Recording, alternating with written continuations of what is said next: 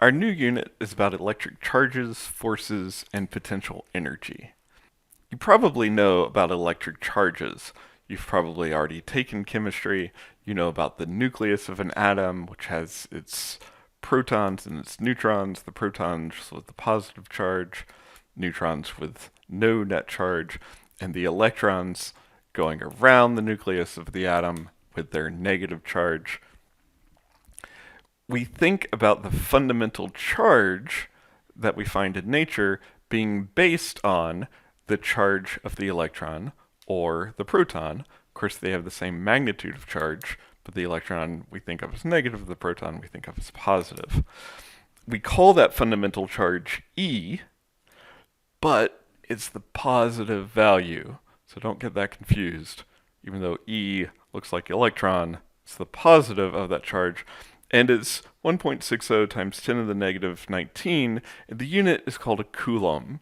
This is a fundamental unit. It's not made up of other types of units. This is the unit of charge. Some students get confused and think that 1 coulomb is equal to the charge of the electron. That is not true. You can quickly solve for yourself how many electrons that you would need in order to make up a coulomb. It would be a whole lot.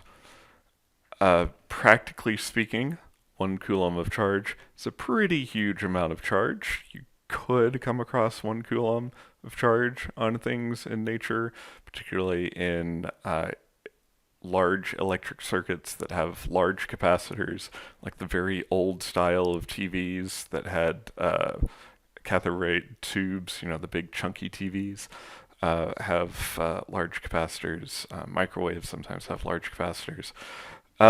Sometimes those have very large amounts of coulombs. But generally, we have very small amounts of coulombs of charge in objects. So this E is actually the charge of a proton, and the charge of an electron, which we call Q sub E, is actually equal to negative E.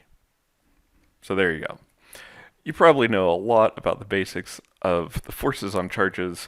For example, like charges have repelling forces and opposite charges have attractive forces. A lot of objects have zero net charge. That means, for example, a lot of stable atoms that are not ions, right, have zero net charge because they have just as many protons as they do electrons. There aren't very many objects in nature that literally have no charge. In fact, even neutrons are made up of smaller objects called quarks that have positive and negative charges. They're not this charge, they're actually fractional charges, but they're made up of positive and negative charges that cancel out and make the neutral neutron. The only objects that we find in fundamental physics that literally have no charge are a couple of force-carrying objects like photons and Z bosons, and then neutrinos. But we don't normally come across those in our everyday lives, at least, well, we do, but not in the way that we think about them and interacting with them in everyday lives when we're walking down the street or driving the car to the store. So, when we think of things having no net charge, we're thinking about them having a bunch of electrons and protons that cancel each other out and not having to worry about the electric forces between them until we charge them up in some way. We can move charges around, but we cannot create or destroy them. This is true at every level in physics, even in fundamental physics. And we can move charges around, particularly in conducting materials like most metals. But there's a lot of insulating materials as well, like a lot of plastics are insulating glass, in which case we can't move the charges easily through those materials, but they stay on the surfaces. We can put them on surfaces of those materials. We're going to be studying at first the forces between these charged objects. So we're frequently going to be talking about point charges. And so a point charge is going to have a charge, and we're going to use Q for the value of that charge. Q, you can think of as standing for the quantity of charge. And that could be a positive or negative value. And so we have two charges, Q1 and Q2, and we're going to think of them separated by a distance r. So here we have Q1, and over here we have Q2, and they're separated by this distance r. And then the magnitude of the force of Q1 on Q2 is given by the equation. There's a constant k, and then we have the magnitude of the charge Q1 times the magnitude of the charge Q2, and we divide by r squared. This constant k is called the electrostatic constant.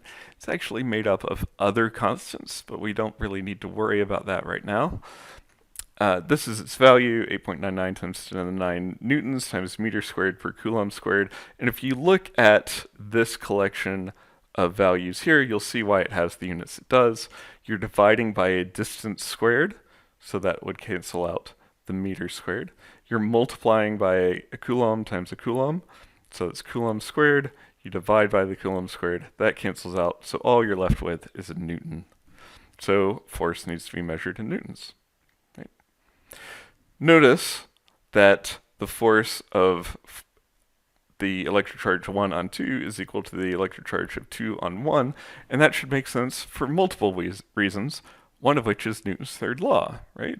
So if you have two objects, the force of one of the objects on the other has to be equal in magnitude as the second object back on the first. But it also should make sense because if you just flip these two charges, well, that's the commutative property of multiplication. There's going to be the same force, right? The same amount of force.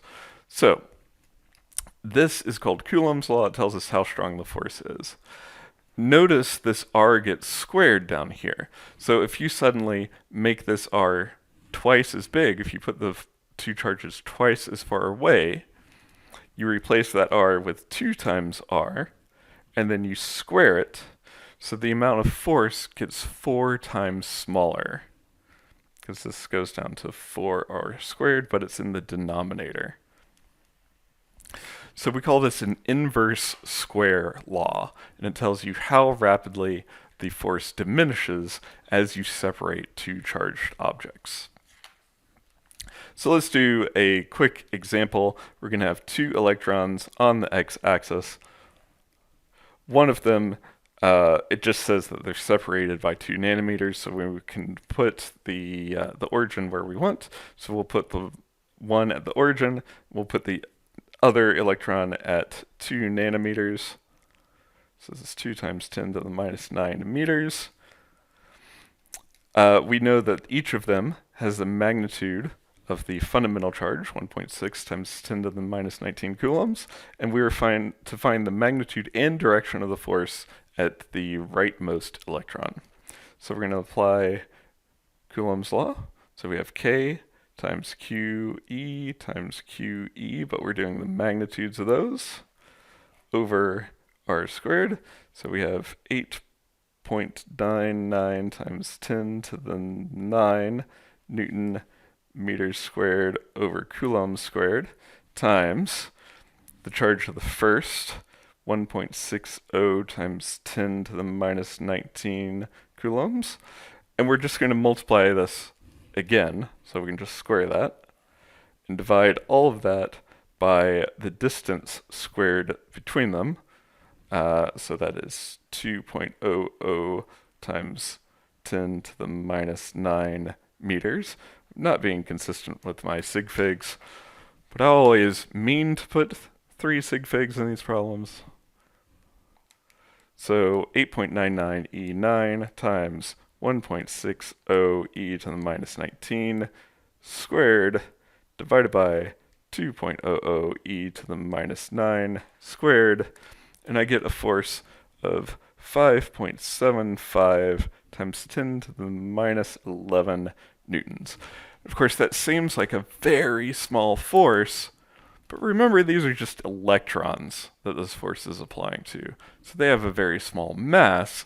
So this very small force applied to a very small mass might still lead to a very large acceleration. When you have more than one charge, and therefore more than one electric force, more than two charges, and therefore more than one electric force applying to that charge, you're just going to add them up like vectors. So hypothetically, if this is the charge you care about, let's say this is Q1, and you had this charge and this charge and this charge, so we'll call this Q2 and Q3 and Q4,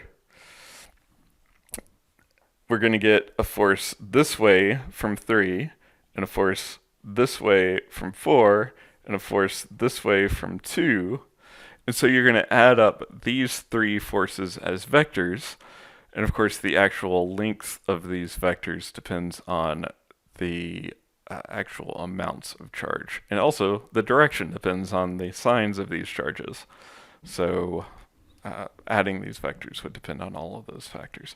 But you would have three vectors that you needed to add up in the end.